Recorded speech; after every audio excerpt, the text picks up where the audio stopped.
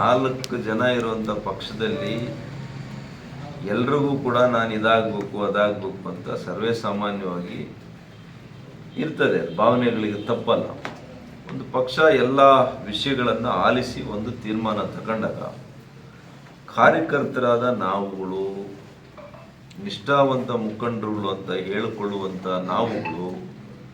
ನಾವು ಪಕ್ಷದ ಜೊತೆ, ಸಂಘಟನೆ ಜೊತೆ ನಾವು ಜೋಡಿಸ್ಕೊಂಡು ಹೋದರೆ ಮಾತ್ರ ನಮಗೆ ಕೂಡ ಗೌರವ ಇರ್ತದೆ. ಪಕ್ಷ ನಮಗೆ ಗೌರವ ಕೊಟ್ಟಾಗ ನಾವು ಕೂಡ ಪಕ್ಷಕ್ಕೆ ಗೌರವವನ್ನು ಕೊಡುವಂಥ ಕೆಲಸ ನಾವುಗಳು ಮಾಡಬೇಕು.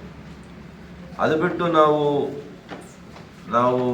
ಬೇರೆ, ನಮಗೆ ಬೇಕಾಗಿರೋದು ಆಗಲಿಲ್ಲ ಅಂತ ನಾವು ಬೇರೆ ದಾರಿಯಲ್ಲಿ ಹೋದರೆ ಅದು ಸರಿಯಲ್ಲ.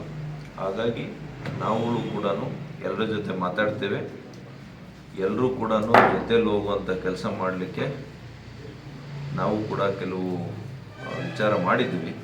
ಅದು ಹೋಗುವಂಥದ್ದು ಗೌರಿಬಿದನೂರಿನಲ್ಲಿ ಆಗಬೇಕು. ಯಾಕಂದರೆ ಗೌರಿಬಿದನೂರಿನಲ್ಲಿ ಮೊದಲಿಂದ ಕೂಡ BJPಗೆ ಅದರದ್ದೇ ಆದಂಥ ಶಕ್ತಿ ಇದೆ, ನೆಲೆ ಇದೆ. ಅದಕ್ಕೆ ಇವತ್ತು ನಮ್ಮ ಮಂಡಲ ಅಧ್ಯಕ್ಷರುಗಳಿಬ್ಬರೂ ಕೂಡ ಯುವಕರಿದ್ದಾರೆ.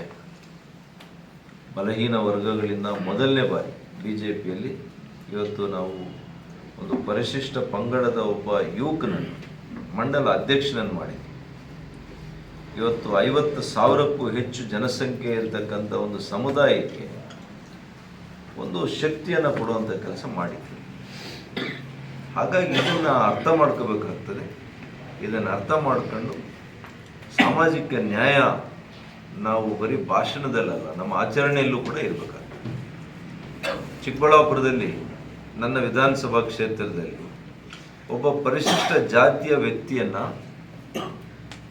ನಾವು ನಗರದಲ್ಲಿ ಮಂಡಲ ಅಧ್ಯಕ್ಷರು ಮಾಡಿದ್ದೀವಿ. ಸುಮ್ಮನೆ ನಾವು ಬಹಿರಂಗವಾಗಿ ನಾವು ಸಾಮಾಜಿಕ ನ್ಯಾಯ, ಸಮಾನತೆ ಮಾತಾಡಿ ನಾವು ಎಲ್ಲ ನಮ್ಮ ಸಮುದಾಯಗಳಿಗೆ ನಾವು ಮಾಡ್ಕೊಂಡಾಗ ಜನ ನಮ್ಮನ್ನು ನಂಬಲ್ಲ. ಹಾಗಾಗಿ ಅಂಥ ಕೆಲಸ ಮಾಡೋದು ಬೇಡ. ಹೊಸದಾಗಿ ನಾವು ಎಲ್ಲರೂ ಕೂಡ ಕೂಡಿ, ಯಾರಿಗಾದರೂ ಭಿನ್ನಾಭಿಪ್ರಾಯಗಳಿದ್ದರೆ ಅದನ್ನೆಲ್ಲ ಕೂಡ ಬದಿಗಿಟ್ಟು ಪಕ್ಷದ ಹಿತದೃಷ್ಟಿಯಿಂದ ನೀವೆಲ್ಲ ಕೂಡ ಬಂದು ಒಟ್ಟಾರೆಯಾಗಿ ನಾವು ಪಕ್ಷವನ್ನು ಕಟ್ಟುವಂಥ ಕೆಲಸ ಮಾಡೋಣ ಅಂತೇಳಿ ನಾನು ಅವ್ರಿಗೂ ಕಿವಿ ಮಾತನ್ನು ಹೇಳಲಿಕ್ಕೆ ಬಯಸ್ತೇನೆ.